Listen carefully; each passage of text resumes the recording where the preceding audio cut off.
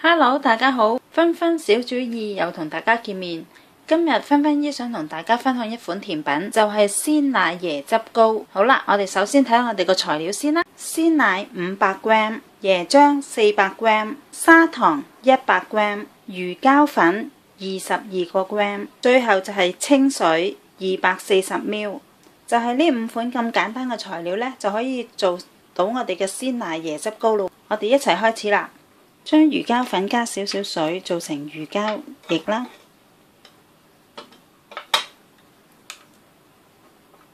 跟住我哋就可以煮我哋嘅奶同埋椰漿噶啦。我哋順序呢，將鮮奶、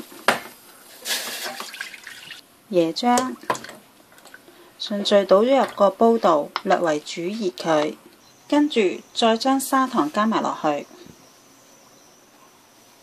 我哋用中火去煮，主要就係要煮溶啲砂糖同埋煮溶啲魚膠粉嘅啫。跟住我哋擺埋魚膠溶液，我哋仲加埋我哋啲水啦，煮到我哋啲糖同埋魚膠粉溶就已經可以啦，就唔需要大滾嘅。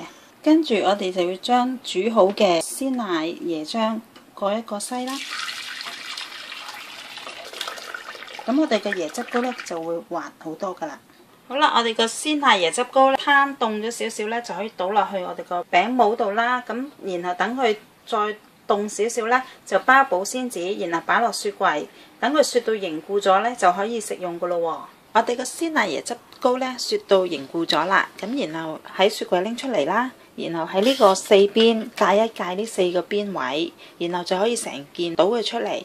咁然後就可以將佢切細件，因你哋嘅喜好啦，可以加椰絲或者就咁食都已經好好味噶啦。